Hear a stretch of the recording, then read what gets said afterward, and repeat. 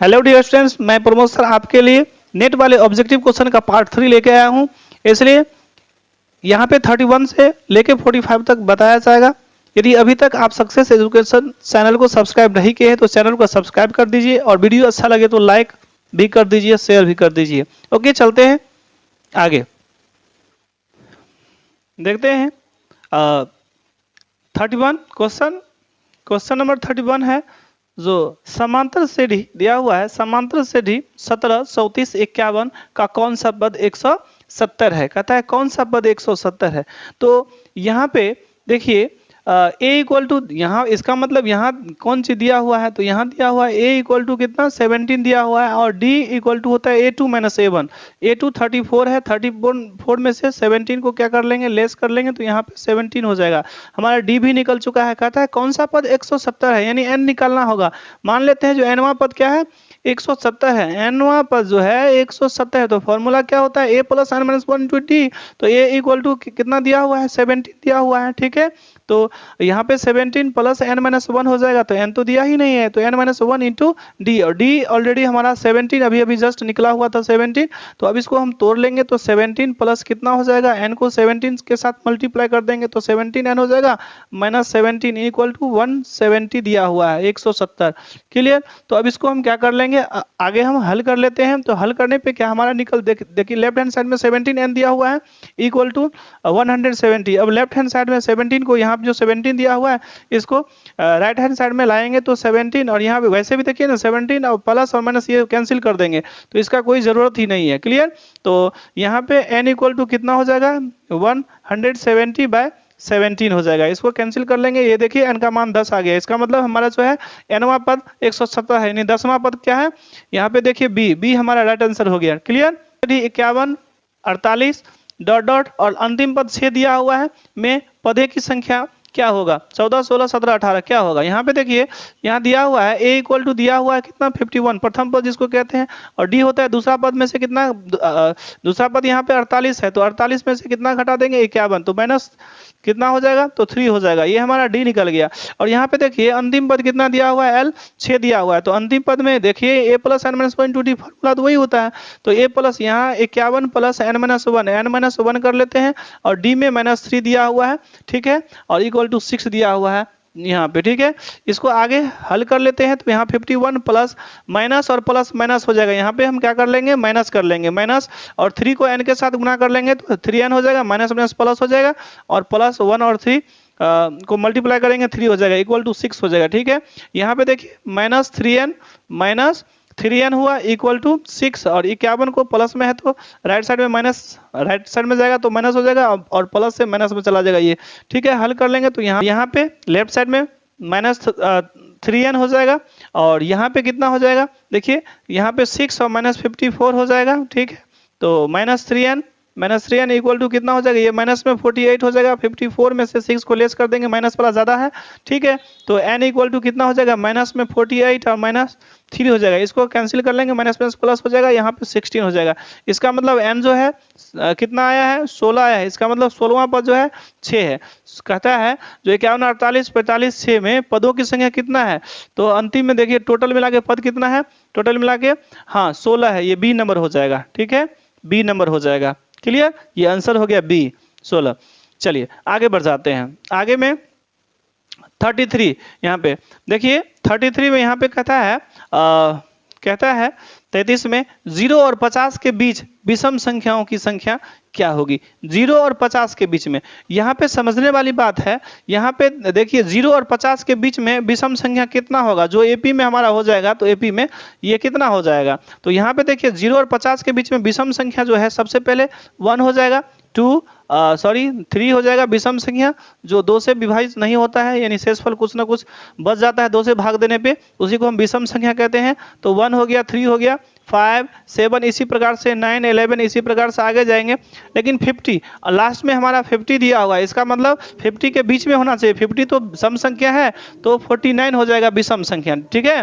Clear. तो यहाँ पे देखिए यहाँ जो एपी हमारा बन रहा है इसमें ए हमारा कितना है 1 है, ठीक है। डी होता है A2 माइनस A1 होता है, तो 3 - 1 कितना हो जाएगा, 2 हो जाएगा। डी भी हमारा निकल चुका है। तो इसमें कहता है विषम संख्या कितना है, यानी 1 से लेकर 49 तक में कितना संख्या है, सो कहता है। तो विषम संख्या क्लियर। तो 0 और 50 के बीच में विषम संख्या कितना है, चलिए देख लेते हैं। देखिए यहाँ पे हमारा अंतिम पद से भी हम निकाल सकते हैं, क्योंकि यहाँ L = 49 दिया हुआ है और A 1 और D हमारा 2 दिया हुआ है, इससे हम निकाल सकते हैं। फॉर्मूला होता है A + n - 1, A 1 हुआ प्लस n - 1 हो जाएगा, ठीक है। n - 1 इंटू D हो जाएगा। D = कितना दिया हुआ है, 2 दिया हुआ है यहाँ पे। तो और लास्ट में देखिए 49 दिया हुआ है, ये फॉर्मूला से तोड़ दिए। L का फॉर्मूला 1 + n - 1 इंटू D हो गया, ठीक है। हाँ चलिए आगे देख लेते हैं। यहाँ पे हमारा जो है नेक्स्ट क्या होगा, तो 1 + 2 को n के साथ मल्टीप्लाई करेंगे 2n और -2 हो जाएगा = 49 हो जाएगा, ठीक है।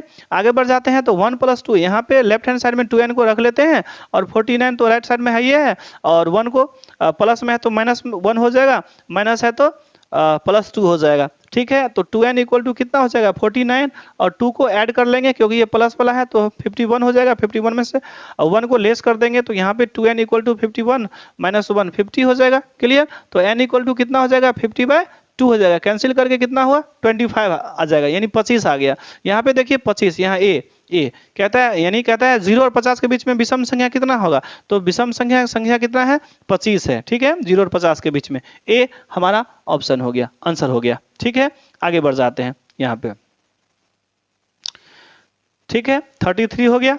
अब 34 में देखिए, 34 में क्या दिया हुआ है, 34 में कहता है जो समकोण त्रिभुज ABC में कोण B = 90 डिग्री, फिर AB कहता है √15 सेंटीमीटर और BC जो दिया हुआ है 1 दिया हुआ है, ठीक है, 1 सेंटीमीटर, तथा AC 4 सेंटीमीटर दिया हुआ है।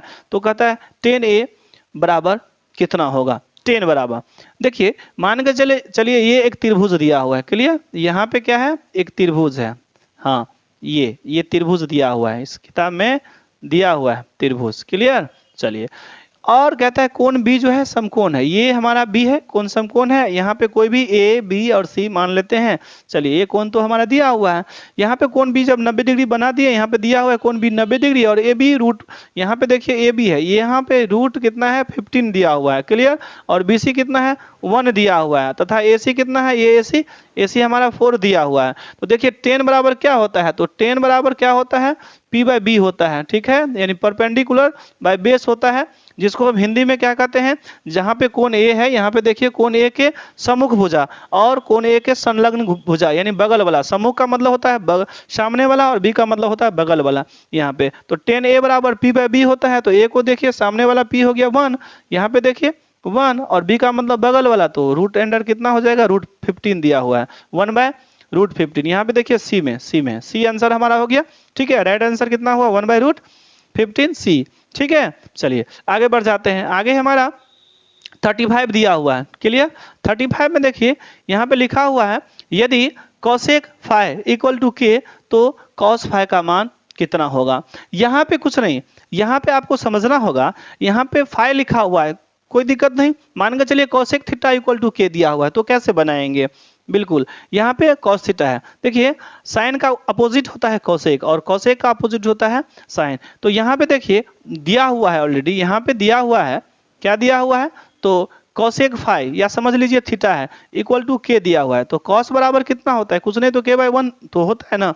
तो यहाँ पे cosec = होता है h/p होता है, ठीक है, h/p। यानी यहाँ पे हमारा जो है h का मान k दिया हुआ है और k के बाय में कुछ नहीं तो 1 कर लेते हैं, तो p = कितना हो जाएगा, 1 हो जाएगा। तो यहाँ पे हमको क्या चाहिए, यहाँ जबकि cos दिया हुआ है तो cos का फॉर्मूला तो b/h होता है, तो b/h भी चाहिए, b तो चाहिए। तो b = यहाँ इसे हम निकाल लेंगे। b हमारा होता है जो बेस होता है, आधार होता है, तो आधार बराबर क्या होता है, तो √कर्ण² माइनस क्या होता है, लंब स्क्वायर, ठीक है। तो यहाँ पे p, तो देखिए h हमारा तो दिया हुआ है k, तो k का स्क्वायर हो जाएगा माइनस p मतलब 1 है तो 1 का स्क्वायर हुआ। इसको हल कर लेंगे तो √अंडर कितना हो जाएगा, तो k² - 1 हो जाएगा। ये हमारा b निकल गया। जबकि क्या कहा था निकालने के लिए, cos phi, यानी cos थीटा का मान कितना हो जाएगा, बिल्कुल। तो cos phi बराबर कितना हो जाएगा, यहाँ पे फॉर्मूला क्या होता है, b/h होता है, ठीक है, b/h होता है। तो यहाँ देखिए b का मान तो दिया हुआ है, अभी निकला था √अंडर कितना, तो के स्क्वायर माइनस 1 और बाय कितना हो जाएगा यहाँ पे एच तो ऑलरेडी दिया हुआ है, देखिए एच तो के दिया हुआ है यहाँ पे, तो हमारा के हो जाएगा, यानी रूट अंडर के स्क्वायर माइनस 1 बाय के हो जाएगा। देखिए के स्क्वायर माइनस 1 कहाँ पे है, यहाँ पे देखिए के स्क्वायर ये रहा, ठीक है ना, के स्क्वायर रूट अंडर के स्क्वायर माइनस 1 हुआ, ठीक है, यहाँ पे बी आंसर हो गया, कितना हो गया बी आंसर हो गया। क्लियर, चलिए आगे बढ़ जाते हैं। आगे हमारा कितना है 36 है, 35 हो गया। 36 को देखेंगे, यहाँ क्या कॉस का अपोजिट सेक होता है, सेक का अपोजिट कॉस होता है। यहाँ पे देखिए क्वेश्चन जो है मिस्टेक है, मिस्टेक क्या है बता देते हैं। यहाँ पे क्वेश्चन या तो 1/sec5 होना चाहिए, ठीक है, या तो यहाँ होना चाहिए, ठीक है। 1/sec5 होगा तो आंसर हो जाएगा उसका क्या cos5 हो जाएगा, क्योंकि cos और sec को जब हम मल्टीप्लाई करते हैं तो 1 होता है, इसलिए ठीक है। यहाँ पे 1/sec5 इक्वल टू cos5 होगा, नहीं तो 1/cos5 होगा तो sec5 होगा। यहाँ पे क्वेश्चन में क्या मिस्टेक है, चलिए यहाँ 1/cos5 बना दिए तो cos5 हो गया, 1/sec5 बना दिए तो cos5 हो गया, यानी बी हमारा जो है राइट आंसर हो जाएगा। आगे बढ़ क्वेश्चन नंबर 37 में लिखा हुआ है, यहाँ पे देखिए cot x 10x equal to कितना, तो आपको मालूम होगा जो cot theta into tan theta equal to 1 होता है, क्योंकि ये एक दूसरे का अपोजिट होता है, उल्टा होता है। या ऐसे भी हम समझ सकते हैं cot बराबर क्या होता है b/p होता है और tan बराबर p/b होता है। क्लियर, तो p से p कैंसिल और b से b कैंसिल, कितना बच गया तो 1 बच गया, ठीक है। तो यहाँ पे ए नंबर आंसर हो जाएगा। क्लियर, कितना हो जाएगा ए। चलिए आगे बढ़ जाते हैं। 38 में cos5 इक्वल टू 1/2, तो cosec5 का मान कितना होगा। यहाँ पे देखिए cos बराबर क्या होता है, यहाँ तो ऑलरेडी दिया हुआ है, क्या दिया हुआ है, तो cos5 इक्वल टू 1/2 दिया हुआ है। cos बराबर क्या होता है, cos बराबर फॉर्मूला b/h होता है, तो यहाँ पे b इक्वल टू यहाँ पे कितना है 1 हो गया और h इक्वल टू 2 हो गया। तो चलिए हमारा जो है कॉसेक है, कॉसेक में b भी आता है, इसलिए यहाँ पे p निकाल लेते हैं, परपेंडिकुलर यानी लंब जिसको कहते हैं। तो p इक्वल टू क्या हो जाएगा, तो कर्ण स्क्वायर माइनस लंब स्क्वायर हो जाता है। तो यहाँ h स्क्वायर कितना दिया हुआ है 2, ठीक है, और b कितना है तो 1 है। तो यहाँ पे देखिए 2 दूना 4 हो जाएगा, 4 माइनस 1 को स्क्वायर करेंगे तो 1 ही हो जाएगा, तो 4 में से 1 को लेस कर देंगे तो 3 बच गया, यानी √3 बच गया। अब √3 यहाँ पे बच गया तो हमारा p भी निकल गया और b और h भी ऑलरेडी दिया हुआ है। तो हमको क्या कहता है निकालने के लिए, तो हमको कहता है cosec5 का मान निकालने के लिए। यहाँ पे चलिए देखिए, यहाँ पे इसके बाद cosec5 इक्वल टू कितना है, तो फॉर्मूला में यहाँ पे देखिए h/p होता है, क्योंकि साइन का अपोजिट होता है cosec, इसलिए। तो यहाँ पे देखिए cosec5 इक्वल टू h/p दिया हुआ है, तो h का मान ऑलरेडी यहाँ पे कितना दिया हुआ है 2 दिया हुआ है ना, तो 2 दिया हुआ, यहाँ पे क्या कर लेंगे इसको मिटा देते हैं, ठीक है। अरे भाई मिटा जाओ, हाँ 2 और p इक्वल टू कितना, अभी √3 आया है, तो √3 यहाँ पे कर लेंगे 2/√3। देखिए 2/√3 कहाँ पे दिया हुआ है, तो b में, इसका मतलब b हमारा जो है राइट आंसर हो गया, 2/√3 हो गया। आगे बढ़ जाते हैं 39, यहाँ पे देखिए 39 में क्या है, 39 में यदि फाई इक्वल टू 45 डिग्री तो sec5 plus cosec5 equal to कितना होगा।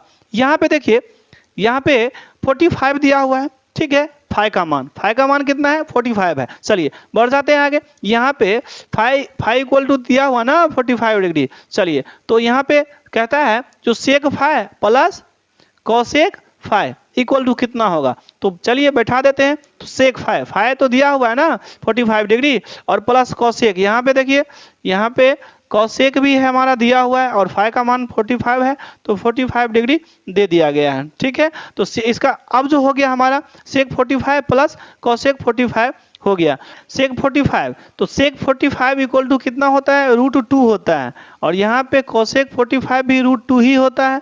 क्लियर, क्योंकि ये बीच में होता है, मध्य में होता है, तो दोनों का मान क्या होता है √2 ही हो जाएगा। क्लियर, तो सेक और कोसेक दोनों का, तो √2 और √2 कितना हो जाएगा, तो 2√2 हो जाएगा। दोनों को एक √2 और एक √2 को जोड़ेंगे तो 2 √2 हो जाएगा ना, इसलिए 2√2 हुआ। और ये हमारा कहाँ पे आंसर है, डी ऑप्शन हमारा क्या हो गया, तो राइट आंसर हो गया। ठीक है, चलिए आगे बढ़ जाते हैं। यहाँ पे आगे बढ़ जाते हैं तो आगे यहाँ पे 14 नंबर में लिखा हुआ है, यदि √3 10 a माइनस 3 इक्वल टू 0 है, तो a का मान क्या होगा? क्या यहाँ पे गिवन है, क्या दिया हुआ है? तो यहाँ पे दिया हुआ है √3 10a, ठीक है, 10a माइनस 3 इक्वल टू 0, तो a का मान यहाँ पे क्या होगा? चलिए हल करते हैं। यहाँ पे देखिए 10a इक्वल टू कितना हो जाएगा? तो ये -3 जो है इसको हम राइट साइड में लेके जाएंगे तो प्लस में हो जाएगा, क्लियर। और ये जो 10a के पीछे में √3 है ये बाय में आ जाएगा, ठीक है, बट्टा में आ जाएगा। जैसे 2x बराबर 4 तो x बराबर कितना हो जाएगा? 4/2, सेम उसी प्रकार से। चलिए ये 3/√3 हो गया, तो 3/√3 तो कोई भी साइन कॉस टेन में नहीं आता है ना, मान में ना 0 डिग्री 30 डिग्री 45 डिग्री में नहीं आता है। तो इसको क्या कर लेंगे? परमेकरण। √3 है तो ऊपर नीचे √3 हरों का परमेकरण करना कहते हैं, तो √3 के साथ हम ऊपर नीचे मल्टीप्लाई कर दिए तो कितना हो जाएगा? यहाँ पे देखिए तो 3√3 हो गया, और यहाँ √3 कितना हुआ? √9, और 9 का वर्गमूल कितना हुआ? तो 3, और यहाँ पे देखिए 3 कैंसिल हो जाएगा, तो कितना बच गया? सिर्फ व सिर्फ √3 बच गया, ठीक है, सिर्फ कितना? √3। और √3 जो हमारा होता है वो किसका? तो 0 डिग्री का 0 होता है, फिर 30 डिग्री का 1/√3 होता है, 45 डिग्री का 1 होता है, 60 का √3 होता है, क्लियर। तो यहाँ पे 10a इक्वल टू कितना हो जाएगा? तो यहाँ पे देखिए, यहाँ पे हम लिख ही देते हैं ना 10a, सिस्टमेटिक ढंग से बना के दिखा देते हैं 10a, और यहाँ भी कर लेते हैं 10a, ठीक है, 10a इक्वल टू, और यहाँ पे जो हमारा निकला है √3, तो √3 किसका मान आता है? तो यहाँ पे 10 60 डिग्री का आ गया, ठीक है, 10 कैंसिल, तो a इक्वल टू कितना हो जाएगा? 60 डिग्री हो गया, क्लियर। तो यहाँ पे a का मान 60 डिग्री आया, 60 डिग्री ये कितना का है? b का है, ये b हमारा राइट आंसर हो गया, क्लियर। चलिए 41 को देखिए, ये ऑलरेडी क्या होता है? 41 में ये पूरक कोण होता है, तो यहाँ पे देखिए 41 में क्या दिया हुआ है? सेक 35, क्या दिया हुआ है? सेक 35 बाय कोसेक 55 डिग्री का होल स्क्वायर दिया हुआ है। ये 35 और 55 को क्या कर लेते हैं? जोड़ के 90 होता है, ठीक है। तो यहाँ एक कोण तो ऑलरेडी 90 डिग्री होता है, तो एक 35 और एक 55 दोनों मिलाकर 90, क्योंकि त्रिभुज में तीनों कोण का योग कितना होता है? 180 होता है। इसीलिए चलिए इसको हम बनाने का प्रयास करते हैं। यहाँ पे देखिए क्या दिया हुआ है? किसी एक को चेंज कर लेंगे, यहाँ पे सेक 35 डिग्री दिया हुआ है, बाय कितना हो जाएगा? देखिए कोसेक को हम क्या लिखेंगे? कोसेक ही लिखेंगे, लेकिन 90 में से 55 को घटाकर 35 होता है, इसलिए 35 को घटाएंगे। वैसे देखिए ऊपर वाला 35 है, 90 में से 35 घटाएंगे तो 55 होगा। यहाँ 55 डिग्री है तो उसका वैल्यू तो उतना ही होना चाहिए। तो चलिए हम यहाँ लिख देते हैं 90 डिग्री माइनस 35 डिग्री, ठीक है, तभी जाके ना 55 होगा। तो 55 का 55 ही लिखे हैं, लेकिन 90 माइनस 35 को इस रूप में लिखे हैं। इसका होल स्क्वायर कर लेते हैं। आगे देखिए यहाँ पे कितना दिया हुआ है? तो सेक 35 डिग्री, और यहाँ कोसेक 90 डिग्री माइनस थीटा बराबर क्या होता है? तो सेक थीटा होता है। इसका मतलब सेक जो है 35 डिग्री है, तो सेक ऑलरेडी कैंसिल हो गया। इसका होल स्क्वायर कर लेते हैं, और कितना बार में कटा? तो एक बार में। तो एक का स्क्वायर कितना होता है? तो 1 होता है। यहाँ पे 1 हमारा आंसर हो जाएगा, राइट आंसर। यहाँ पे सी देखिए, सी हमारा कितना है? 1 है, तो सी आंसर हो जाएगा, क्लियर। आगे बढ़ जाते हैं। आगे जो है ना हमारा कितना है? 42 है। 42 में क्या कहता है? 42 में कहता है निम्नलिखित में किसका मान सबसे अधिक है?